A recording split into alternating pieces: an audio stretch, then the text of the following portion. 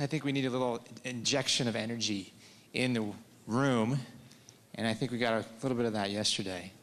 So I'd like to bring up the Energizers once again. Please welcome SlamNUBA.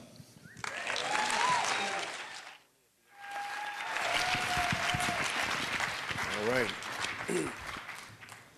Hello, hello. How you doing? I am so glad to be back today. And I'm glad to share with you some of the work that is about to be shared with you today. You have four of these wonderful people, I guess I'm including myself in that, pat on the back, that are just ready to rock your world. I'm just gonna get this show right underway. So, starting up, the poetical stylings of the single strongest man in slam poetry today, none other than Javon Mays. Thank you.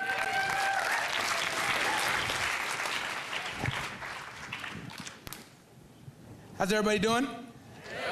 Good. Kind of inspired by the collecting aspect of things. This is a poem dedicated to my grandma. See, she wasn't the Bengay and Matlock type, nor is she an expert in household chore techniques or even chocolate chip cookie recipes. She didn't have an oversized, grumpy cat or some undersized, chirpy little dog, but there were parakeets within her heart that kept her company when loneliness set in. She grew up in Pendergrass. I guess that's somewhere in north central Georgia, so just deep enough in the south that one could actually see the surface. As a child, she'd observed the flight patterns of turkey vultures. She loved the way that their feathers frayed through the southern sky because where she was from, they were the only things breaking the color line. The experts say that these buzzards shared the same soaring shadows as bald eagles, so sitting there, feeling like a carcass, simultaneously, she found freedom. So her mother put her and her sister on the first feather they could find up north because they heard that up there, Jim, he doesn't clip his crow's wings. So her mother became the first Nubian in Queens to own her own palace. This was back when there was actually enough Big Apple to go around the table. In 1995, on a family vacation, I went to visit this place for the first time. Upon anticipation of patio rocking chairs, bear claw bathtubs, and cypress floors, I was greeted by a hoarder's paradise. Priceless papers were piled to the ceiling. The only place to sit was on the back patio, and there, surrounding all of us, were stacks upon stacks of bird cages. Hundreds of them, no birds, just wrought iron bridged by welding joints of Victorian fashion. All of these devices of entrapment were constructed in such beauty, I didn't know what to think. You see, last week, I was at the thrift store, and I came across a vintage bird cage. I stood there staring and wondering, why is there so much beauty here? But that took me back to my Nana, and how it must have felt losing her son, husband, and the civil rights movement at the same time, and I began to think, what better way to defend for someone's freedom than to collect those things that bind us? By leaving just one less cage in the world and ensuring another scene of formless flight. So I started to wonder, how many people did this woman set free? Was she or my father, with a one-way Greyhound ticket in hand and sunglasses on the back of his neck, preventing him from pausing in the past, could head to the mile high to have to feel that low again? Was she the miracle that made my mother follow him to the mountains? Did she swoop my grandfather to cancer's misery? Did she hold the keys to my throat? Did she stitch my cousins into the Blue Angel, Air Force Falcons that they became? Could you feel like you won a civil rights movement in your own backyard? Let me tell you something. When your time comes, how many people have you selfishly unshackled? How many doors will you leave open? How many bars will you bend or file through? Did you make sure that the perches around you were unoccupied? Did you tend to their feathers? Did you feed enough wisdom before their takeoff when the cage bird sings? Did their hymns rattle the locks? Or did you swallow their tunes when the doves cried? Did you give any weight to their tears? And when that rooster crowed, did you empower it to fly? Nana, why'd you have to go? When we sat around your coffin, I think we all knew that your soul was soaring above us. Your feathers, they must have been fraying the sky. Everyone in attendance was just a cage that you collected. Thank you.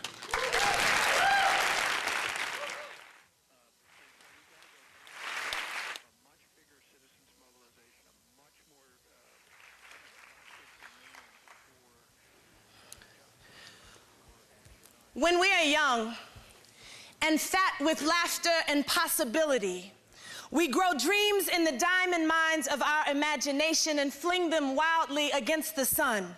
We haul our eyelids eyelids up to the heavens and cast our nets as far as we can before we stop believing in magic. In the impractical theology of making the impossible possible, we know that there is a sunrise in the things we want for ourselves. We dream about the wizardry of a life well lived and start saving our pocket change to buy a violin or a surfboard or a houseboat or a plane ticket to everywhere. We imagine more for ourselves, and imagining makes it real.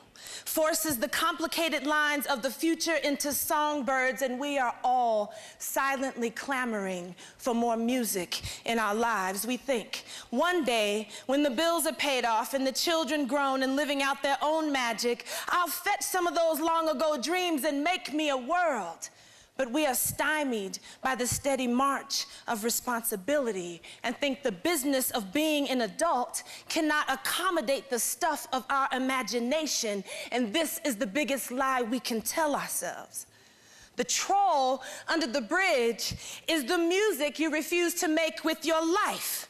The monster in the closet around the corner under the bed is the music you refuse to make with your life. There's nothing noble about dreams deferred. Keeping stars in your eyes is the best retirement plan I know. Waking up each morning, putting your knuckles into a tomorrow that you fill with music and hope and freedom. The moon leans down to see what you are plotting. The sun shimmies and purrs along the soft lines of a future you're not only preparing for, but looking forward to.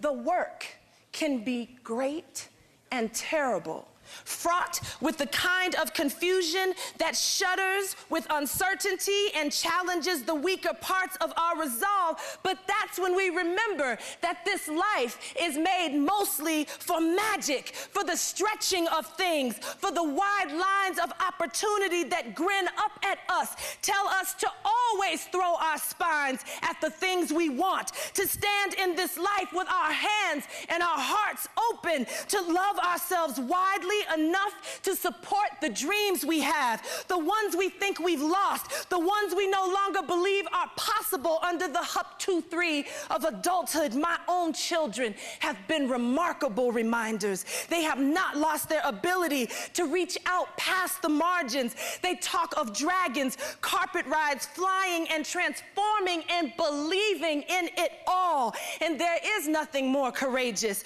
nothing more lovely, nothing more life-giving, nothing more magical. Yeah, this life is made mostly for magic. It's the music we hope to make one day, the picture we hope to paint, the march we hope to lead, the community we plan to pour into, the business we can't stop thinking about, the gardens we can't wait to create and sustain. These are the fruits our grandchildren get to nibble on, the dreams we never let go of. We can hold these things in our hands, examine their remarkable geometry, tell ourselves we will never stop reaching for the things that we want. We'll never quiet the low rumbling insistence of our dreams. We'll never discount or discredit our tomorrows. We'll never quiet the chorus of our spirits. We'll never mock the beating of our hearts. We'll never mock the beating of our hearts. When we are willing to be unfettered and unafraid, we can tell ourselves this very thing. We can tell ourselves that we will always put our imaginations to use, polish them into bright totems of possibility. Young man in the wind like an oak tree. Young lady made mostly of magnolia. You can do good. You can be true. You can tell yourself this very thing. You can tell yourself this very thing. You can say it every day, silently and aloud.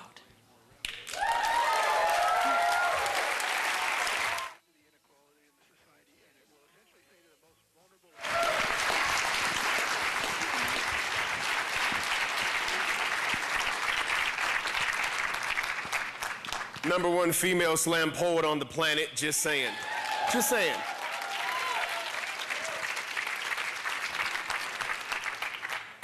And now this poem that I'm going to read for you is about the consequence of living in a consumer culture and being born into that kind of matrix. It's about the cost that our children pay when we don't do the right thing. So without further ado, this poem is called Masters of Illusion. Last night, I got drunk off a pint to historical amnesia, woke up and vomited this digital age. I have grown tired of being addicted to deception, using my guardian angel's feathers like hypodermic needles, forcing my veins to swallow forgetfulness of my ancestors' sacrifices. My generation is a tree that has declared jihad against its roots, content to pick Dr. King's flesh from the cracks in Lil Wayne's grill, then act like we're getting full off the scraps. But we are starving. Something is empty inside us. We are adult sites and student loans. We are familiar with the hangover's porcelain kiss than we are that of our own mothers. And we are single mothers and motherless children, all on the same tax form with enough lifelong guilt to claim our regrets as dependents. And we are dependent upon credit scores like superheroes, because that's the only thing saving families from drowning these days. And these days, the kids are questioning the basics. Am I alive? Am I a real person? The last woman who touched me made love like a computer virus. The people around me are faker than the iPod images they worship. I haven't seen God since the last stranger had the courage to smile at me. So when I shoot up this classroom, I'm not trying to be a murderer. It's just that bullets are the fastest way I can connect to another person. What made us think that we could bow down before these corporate gods and not pay a blood sacrifice? Our youth are the innocent lambs. I saw the janitor who cleaned up Virginia Tech use his mop to smear the blood over the doors of Wall Street. Dear God, please watch over the chairman of the Federal Reserve, now pass the peas and the bailout money. Have you had enough of this Matrix-flavored American pie, of this Obama-shaded New World Order? Masters of illusion. They give more money to blue avatars than Native Americans. They make pretty women fight for Flavor Flav. They make you think there's actually such thing as a single virus that causes AIDS, that it's constitutional to pay your taxes, that they haven't had a cure for cancer since the 1930s, that the war on terror isn't just fancy talk for state-sanctioned ethnic cleansing against the Islamic world. And today, if you were to be struck blind, deaf, and numb, these masters of illusion would be powerless, impotent, invisible, non-existent. They need you and the money that you provide. Like a vampire needs fresh blood to survive. Difference is you give it up willingly, because you're shackled to the wonderland of your senses. And these guys can make jelly beans that taste like butter-flavored popcorn, computer-generated actors who can move you to tears, and Illinois senators that look like messiahs. Tell me, if the next trick was a hologram projected onto the clouds that looked like the second coming of Christ, where would you place your faith? Who do you truly stand for? Who have you loved with such abandon that your heart would gladly trade its place on this earth for theirs? All they ever wanted was to know the truth against the pain of death, and I have raised against the dying of the light. I have cursed the ocean of tears I've cried, only to find out that there is no holier surface for the true Savior to walk on. And as you reached up and he pulled you from drowning in the waves, what would you do if he were wearing your face? Told you that the red pill you swallowed was painted that shade because it was filled with the blood of martyrs, and that now there's a revolution blooming in your stomach, like a field of flowers fertilized by all that bull crap you swallowed, leaving no room for the puppet master's strings. So spit them up, like the earth spit up caskets when those levees were blown up in New Orleans. Open your jaws and release the kraken that's been hiding behind your silence. The time is now. There is no power these corporate gods have that you have not lent them. There is no lie that's held you captive you have not secretly loved. There is no chain that you don't feel was justly deserved that can keep you forever bound. Because I cannot wait to see what these masters of illusion will do once the red curtain is forever torn down. And the man behind it is you. Thank you.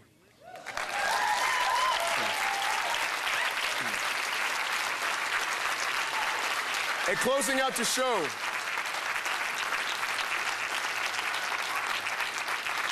thank you. Closing up our set, I'm going to bring in, I think, possibly the youngest member to ever make the SlamNUBA team. This gentleman is profound, and I'm going to let his work speak for itself. Give it up for Mr. Brando Chemtrails.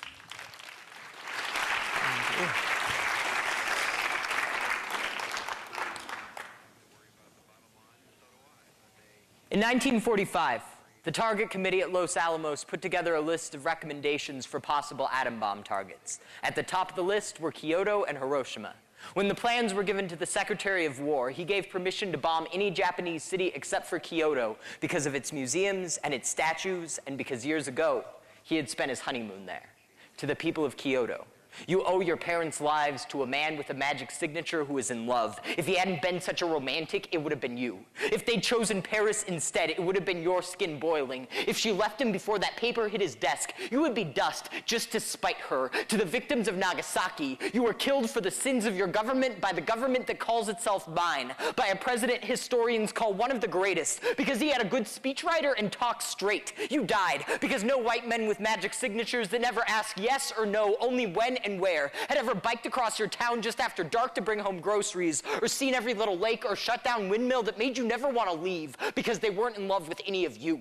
You were murdered by the idea that an idea called a government that you can't punch or kiss has the right to kill people you can in order to get what it's after. People with eyelids that have closed and shut a million times and eyes that have seen a million things, just a sacrifice they're willing to make. Now Pentagon men still cry when their mothers die, but what are 500,000 lives in the affairs of a state? In the place called a country, called the USA where I live, the man with the most magic signature of them all has an iPod, an African father, and the middle name Hussein, a hard thing to pull off, not impossible. He got where he is by ensuring that while he's living in that old White House, many more people with African mothers and fathers will be put into tiny rooms that they cannot leave, and many more children a quarter of his age with the first name Hussein will die by his handwriting. He isn't excited about this, and he'd like the numbers to stay as low as he can, but it is something he will never be afraid to do. It's the root of the power he's chosen. Every nation and every president, that power is to be protected by all means available, and whatever happens along the way is just sad but inevitable, like highways and poverty, like armies and sin. They took a continent and tried to purge it of its people better than Hitler could have dreamed, but gave the world democracy and saran wrap, so it must have been worth it. But nothing is inevitable. No freeway wrecks or poison gas, but we like eating bananas and we like the sound vroom, so it all zooms on. And I can't talk about the stock market like I know what I'm saying, but I do know this. There is only one of you. You have things you love and things you hate and things that make you laugh. You have things to show that could turn my east into my west and things to say that could make me cry, and you are priceless. You only get one life, and anyone who takes away your choice and what to do with it, that is a robbery that you will never be repaid for. There is only one of you, and when you are gone forever, and no dead thing is worth you being gone before your time. No god or amusement park, no industry or tasty snack, no government, no way of life, no economic system is worth more than me or you or anyone like us, which is everyone. And if these things can't last without killing us first, then let them die in our place, because we are the only ones that can't be replaced, and this whole world is ours. Now let's start acting like it. Thank you.